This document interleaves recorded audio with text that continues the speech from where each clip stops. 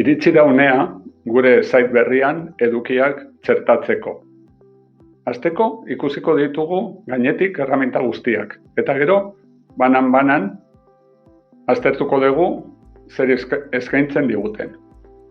Edukiak txertatzeko erremintak txertatu fitxan ditugu. Baditugu taldeka antolatuta. Lehen taldean, testuak sartzeko, irudiak, kodea enkapsulatzeko, drivetik gauzak ona ekartzea, bigarren parteak diseinuarekin zerikusia du, eta hirugarrenean beste zenbait elementu. Testu tolesgarria, izenburua ikusiko du gure webgunera datorrena, eta zabaldu ahal izango du horri lotutako edukia edo izkutatu aurkibidea, irudien zerrenda horizontala, irudiak mugitu ahal izango direnak automatikoki, edo erabiltzailearen nahiaren arabera. Fotoiak, estekei lotuta, isleak, markak diseinuarekin zerikusia du, eta Google-eko hainbat zerbitzuetako edukien txertaketa YouTube, kalendar, mapa, dokumentoak, aurkezpenak, kalkulorriak, inprimakiak eta diagramak. Testua sartzeko, egin behar dugun lehenengo gauza, testu kuadro bat txertatzea da. Klik egingo dugu, hemen. Eta hemen izango dugu lehen testu kuadroa, honi deituko diogu atala, eta beste testu bat berriro egiten modu klik hemen, izango ditugu atalak. Atal bat baino gehiago. Gu jarritzakegu behar ditugun guztiak. Sartuko gara goikoan, klik egingo dut testu kuadroan, eta idatziko dut izenburua. Ikus dezakegu nola testu kuadroaren barruan nagoenean, hemen goian agertzen diren testuari itxura eraldatzeko aukerak. Izenburua, eta emango diot goiburu itxura. Hemen azalpen bat, eta hemen testua bera. Azalpenari adibidez, emango diot azpi goiburu itxura. Eta honela izango dut kategorizazio bat testuan. Joango naiz bigarrenera, da bigarrena, hemen testua jarriko dut. Eta honi ere, emango diot goiburu itxura. Honek badauka garrantzia gero, aurkibidea egin nahi baldin badugu. Hauek, gainean jartzen garenean ikus dezakegu hemen ezkerrean nola agertzen diren puntutxo hauek. Testu kuadroan jartzen garenean hemen erdian. Honi esker ikusten dugu nola aldatzen den kursorearen itxura, eta honi esker aldatu ditzakegu posizioz atalak. Atal bakoitzean, ezkerrean, ikusten dugu badagoela atalaren atzeko planoa, klik egiten badugu, agertuko zaigu planoa nolako izango den, erregularra da txuria. Nabarmenduan izango dela grisa, hirugarrena izango dela beste kolore bat, gure gaiaren kolore nagusia, eta azkenekoa izan daiteke irudi bat. Guk hautatuko hemengo eskaintzen duen, galerian eskaintzen duen irudi bat, eta hori sar genezaken atzeko plano gisa atal horretan. Esan dugu, mugitu ditzakegula atalak. Hemen beste aukera badago, aukera dugu atal bat bikoizteko eta ezabatzeko ere. Testu kuadroan jartzen garenean ikusten dugu okupatzen dula atalaren zabalera osoa.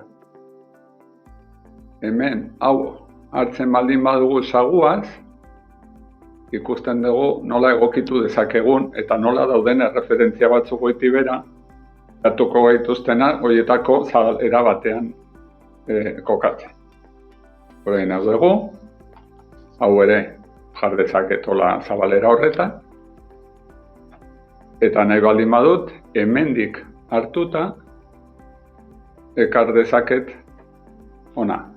Eta honela izango nituzke, bi zutabe. Oin, desagertu da beste atala, eta atal batean baditut bi zutabe.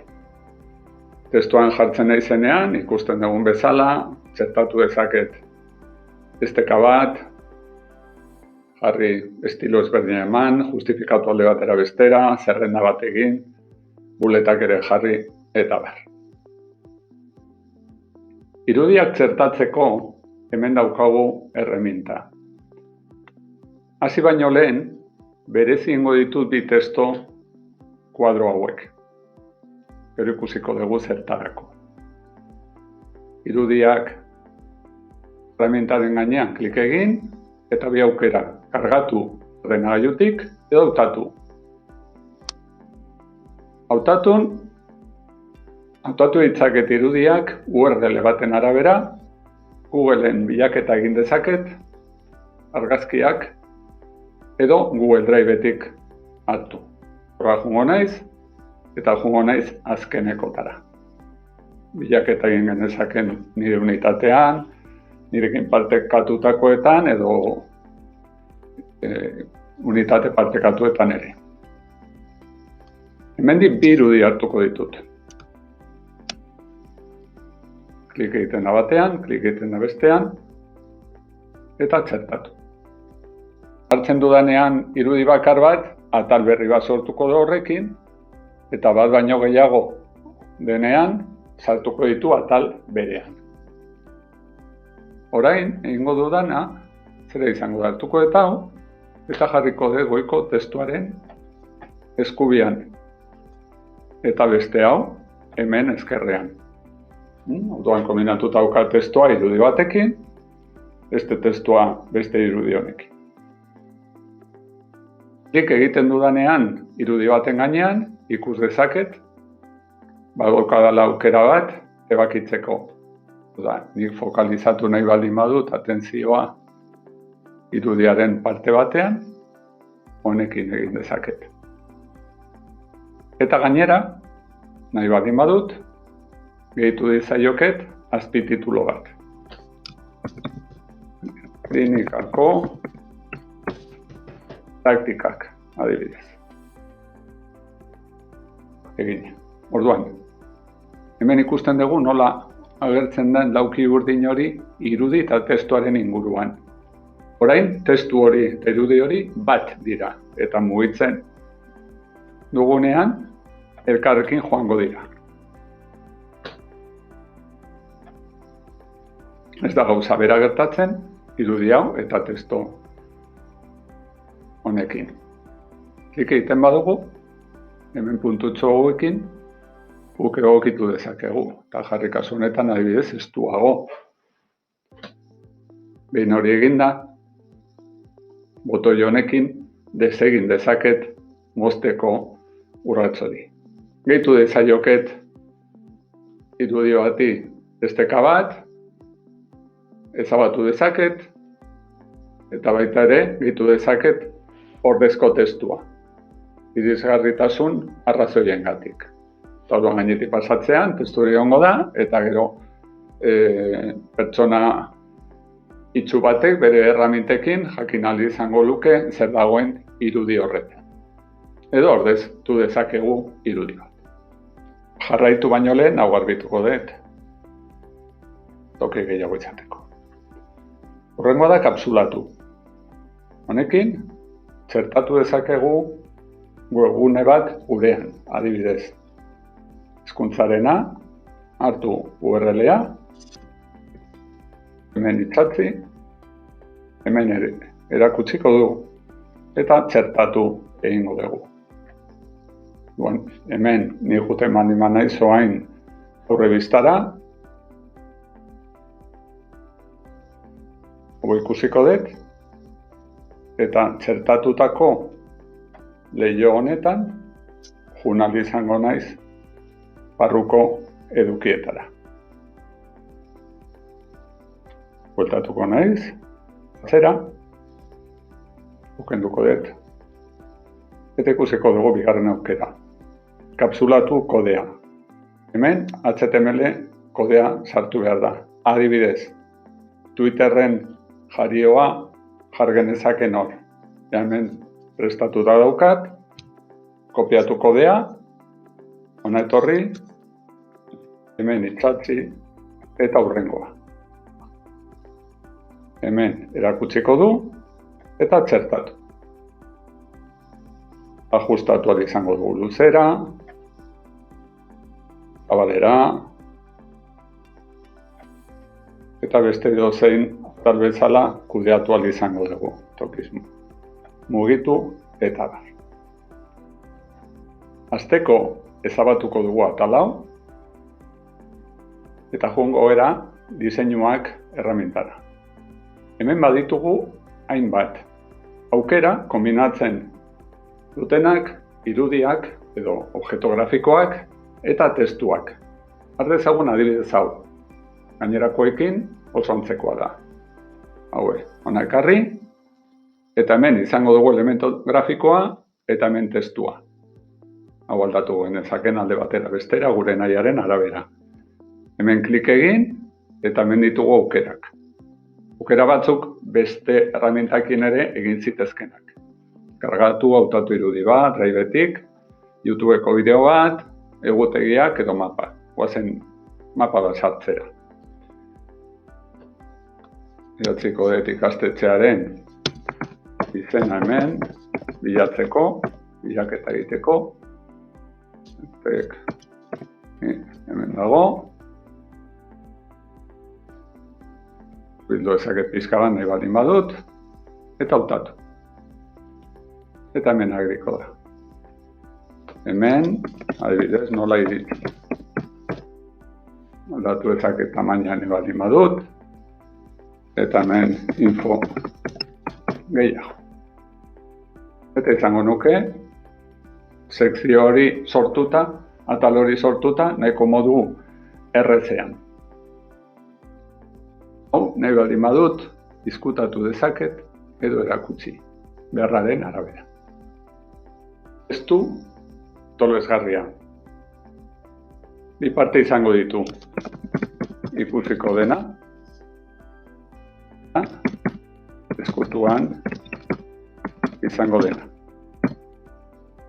Goan klik egiten dugunean, bakarrik ikusiko da parte hori, eta hemen klik egitean erakutsiko du gainerakoa. Horrela, adibidez, galdera erantzunen horri batean, eduki ditzakegu galderak ikusgai, erantzunak kutuan, eta joango gara nahi dugun galderara, eta gezitxoan klik eginda, erakutsiko du barrukoa. Hemen, testua moldatu daiteke, nahi den bezala, baina ezin dira irudiak txertatu, estekau gai irudiak ez. Hurrengoa, ukibidea da, klik egin, eta goikaldean jarriko ditu horriaren atal ezberdinak. Bertan agertuko dira goiburuak eta azpi goiburuak. Ikusten dugun bezala, hauek dira nola iritsi atal berria eta ikusiko denak, dira hemen daudenak, hemen dauden horiek, eta gero ditugu horietan azpi goiburuak, garraio publikoa eta azpi goiburua. Goiko aurkibide horretan ez badugu nahi gauza guztiak egotea, ezkutatu ditzakegu, adibidez, azpi goiburuak kasu honetan. Hemen agerian geldituko dira, baina aurrebistara goazenean ez dira hori izango. Gauza bat, gauza gehienak probatu daitezke aurrebistan, baina aurkibideko estekak ez daude erabilgarri pista honetan. Hurrengoa, irudien zerrenda horizontala da. Klik egin bertan, gehitu irudia. Kargatu ordenagailutik edo hautatu. Hau erosoena, Drivekin egite izango da. Joango naiz azkenekoetara, eta jarriko ditut 4. honez beraka, eta hemendik hartuko ditut eskolako hainbat, bat, 2, 3, eta 4. Eta txertatu. Hemen joango dira agertzen, eta zerrenda horizontal hau konfiguratu dezaket era ezberdinetan. Ezarpenetara joan, eta erakutsi puntuak. Gero ikusiko ditugu zer diren puntu horiek. Erakutsi argazki oinak, badaude. Abiarazi automatikoki, honi esker jarriko dugu horrela. Eta transizio abiadura ertaina utziko dugu, izan daiteke oso motela, geldoa, ertaina edo bizkorra. Eta hemen agertzen den bezala, zerrenda hauek gutxienez 2 irudi beharko dute. Zertatu. Hemen daukagu. Jar dezaket berdian, nahi duan tokian kokatu dezaket, eta hemen ikusten ditugu batutako puntuak. Aurretiko biztara bali manoa, ze hemen ez dugu ikusiko ere egingo duen animazioa. Kabera egin. Eta hemen ikusiko dugu, irudiek joango direla sartzen. Eta aldatzen. Hemen gainean jartzen bagera, geziak agertuko dira, eta egin ahal izango dut atzera, edo aurrera. Hurrengoa botoia da. Klik egin, eta horrean jarri ahal izango dugu botoian agertuko den testoa. Ikastetxea, adibidez, eta esteka bat. Izan ditekela beste horri bat, edo izan ditekela fitxategi bat. Zertatu. Eta badugu botoia. Botoian badaude aukera batzuk. Betea, inguratua, amarra bat eta fondoaren kolorea, edo testua soilik. Itxura izango da testo batena, baina kursorea gainetik pasatzean, lauki hori ikusiko da. Eta eramango gaitu, esteka bidaltzen gaituen tokira. Hau ere, aukeratuta, luzatu dezakegu, onditu, txikiagotu, nahi duguna. Eta hemendik editatu, bai agertzen den izena, eta bai esteka. Bereizlea. Klik egingo dugu, eta bereizlea marra horizontal bat baino ez da. Jar dezakeguna, 2 atalen artean, bereizketa bisual bat egoteko, beste digabe. Ikus dezagun orain zer dan lekumarka. Hau lehenago ikusi dugu, diseinuan horrelakoak agertzen ziren, objektu grafikoak jartzeko. Honekin, plantillak prestatu ditzakegu. Erabili dezakegu beste lekumarka bat, eduki, eta prestutzi gero ordezkatua litzateko. Adibidez, kasu honetan jargen ditzaken. 3, eta gero, hemen klik eginez hartu ditzakegu mapak, dokumentoan, edo nahi duguna. Eta horrela prestatu dezakegu, 3. pertsona batek edo geuk, gero ordezkatzeko. Hemendik aurrera, Googleeko elementu ezberdin agertzen dira. YouTube. Klik egiten badugu, zertatu ahal izango dugu bideo bat. Egin dezakegu bilaketa, sar dezakegu hor bideo baten esteka, edo gain egingo dana, sartuko dut eazo, hori teknikoa, ea zer ateratzen da. Hemen daukagu ate irekien aurkezpena, hautatu egingo dut, eta bideoa hor txertatuko dut. Mugitu dezaket, jar dezaket nahi duan tokia. Egutegiekin gauza bera. Klik egin, eta erakutsiko dizkit, nik kudeatzen ditudan, edo nire kontuan ditudan egutegi guztiak.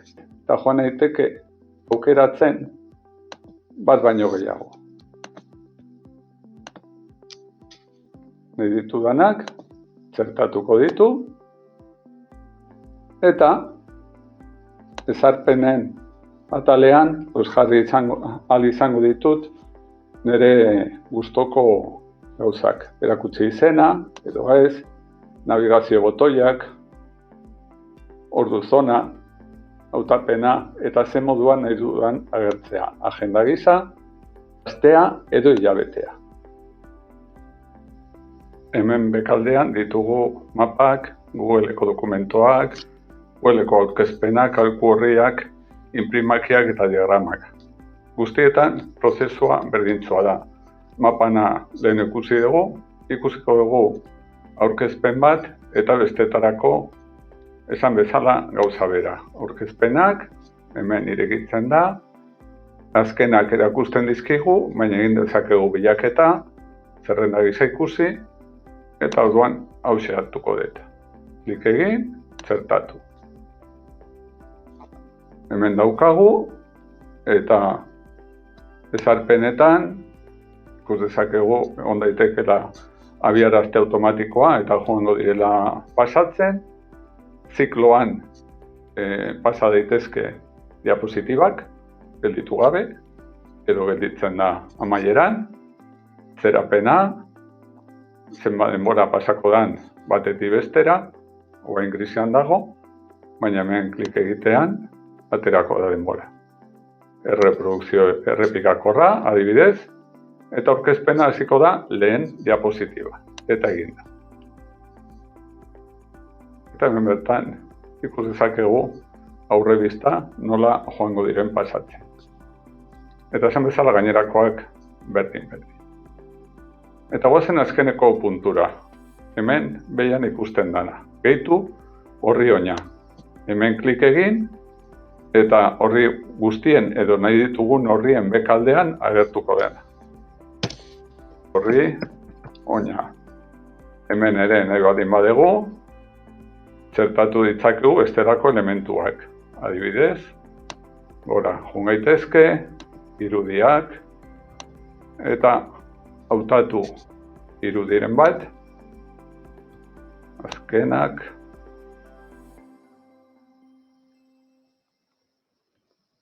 eta hau bera jar dezaket. Hemen jar dezaket eskubian, eta hemen izango dut horri oina.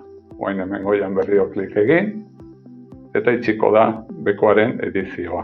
Gainan jartzen izenean, hemen agertzen da editatu horri oina. Eta hemen, hau ikusten da. Orduan, egon daiteke horri guztietan, edo izkutatu dezaket nahi dudan horrietan. Honi emanez. Hor klik egin, eta horri honetan ez da erakutsiko. Hurrengo bideoan ikusiko dugu nola gehitu kolaboratzaileak edizioak partekatzeko eta nola argitaratu webgunea amaituta dagoenean.